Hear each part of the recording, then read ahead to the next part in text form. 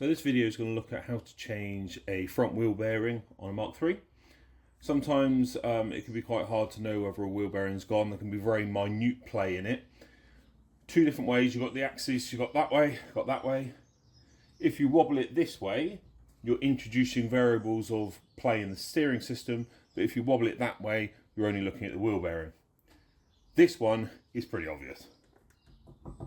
Look at that movement, it's very bad. I noticed this when it was on the ramp last weekend when I was doing the clutch.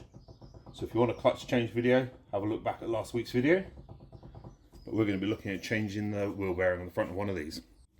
So now we've got the wheel off, feel the wobble, going to get the brake caliper off, 17mm spanner on the inside and a 12mm on the outside that I've got.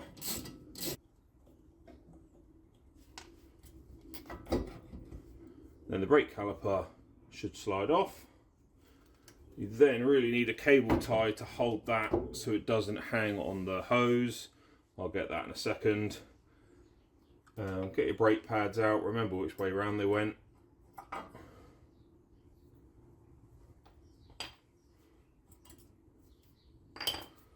So if your brake pads are worn or your discs are worn, then this might be a good time to sort that out. Then there's two bolts holding this bracket on. They are 17mm, so get those off. Now you've got that off, now you need to get the brake disc off, which are these two screws. If the person has put these in with, there we go, with copperies, then they should come out. If not, they can be stuck and you might need to use an impact driver. So basically, you put this on here, you hit the end of it and the impact turns it. But these, because I put them on, have got screw lock on. Not screw lock, sorry, copperies. There you go, there's the disc off. Yep. Wobble wobble. So this is held on by 4 bolts from the reverse. So they go through right through the upright, through the disc and into the bearing hub carrier. So they are not 12, so they're most probably a good old Mazda 14. Mazda 14, where are you? Yes, they are. So next, take off the 4 bolts that you can get to from the back. Take those off. So before you take off the hub, and I learnt this the hard way, you need to take off the ABS sensor at the back. It's a little held on by a little bolt at the back of the upright. Take that off, because otherwise what will happen is you'll pull the bearing out and you'll pull the wires out of the ABS sensor, and they're about 150 quid, so you don't want to do that. So get the ABS sensor out first. So it looks like my hub is going to pull out fine, because I've had these off because I changed the rear plates, so I put copperies in the joint, so it looks like it's going to come off. But the first time, couldn't get this out at all. So basically it sits, there's a lip and it sits inside the hub and it rusts. So you might have to get a hub puller tool. So basically the puller bolts onto there, you've got a slide hammer and you just bang it until the bearing pulls out. Not very expensive, just Google it, hub puller, and yeah, it should be fine. This one is coming out by hand, which is amazing. And there's where your ABS sensor went in. So I popped the ABS sensor off, and yeah, that's so far not going too bad. While you got the bearing off, you're probably going to have a lot of build up here. In a past video I used a screwdriver to chip it off, to chip off the main rust, and then obviously if you get a wire wheel, it does just fit, straighten it.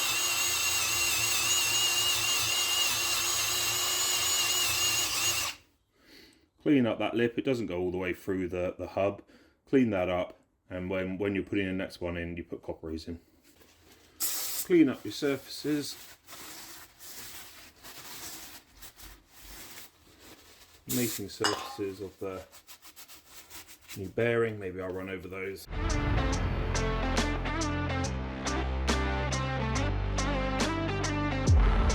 That looks a bit better.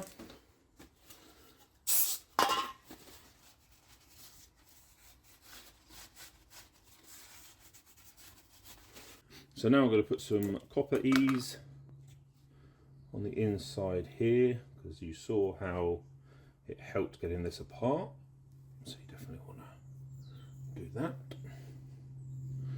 Lovely jubbly. Don't really want any on the face. So. Cool. Now I've got new wheel bearing. This is a Cavo part or something like that. Yeah, wheel bearing. Exciting. Turns. There's your ABS sensor. That needs to be at the top when the part goes in. On a side note, you don't need to do this, but I didn't like that it didn't have the disc screw holes. So I'm going to attempt to drill off my own ones and then tap them out. So your rear plate goes on. This is a slightly different rear plate as part of a different kit that I'm doing, but you'd put your normal plate back on. You'd make sure your ABS sensor's at the top. Place your hub in. Feed a bolt in from behind. What I'm going to do is put a little bit, not a lot, a little bit of screw lock, not stud lock, screw lock in. Line that up with the plate and the first bearing hole.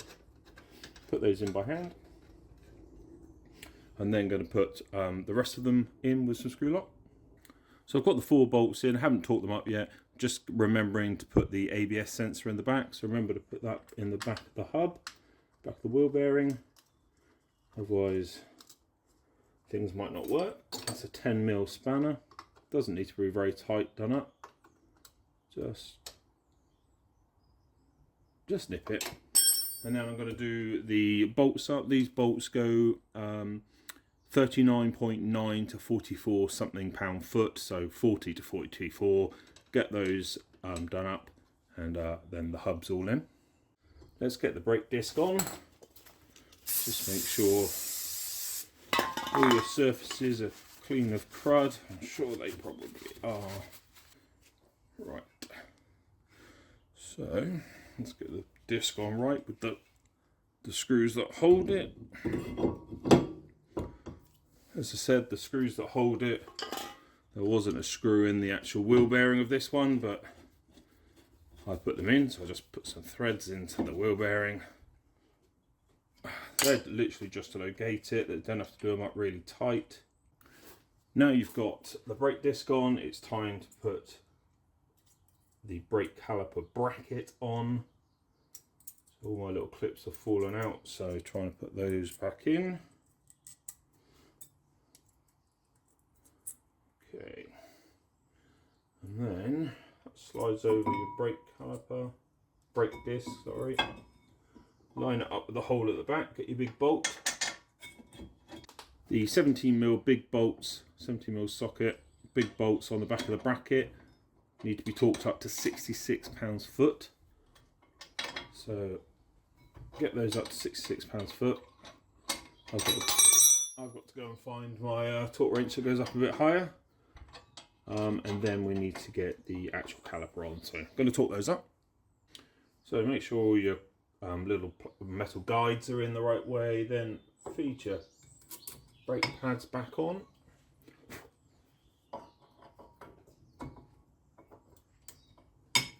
There you go, and get your caliper. Feed that back over the top. You've then got 2 bolts going into your caliper. These are 19 pound-foot. Line that all back up.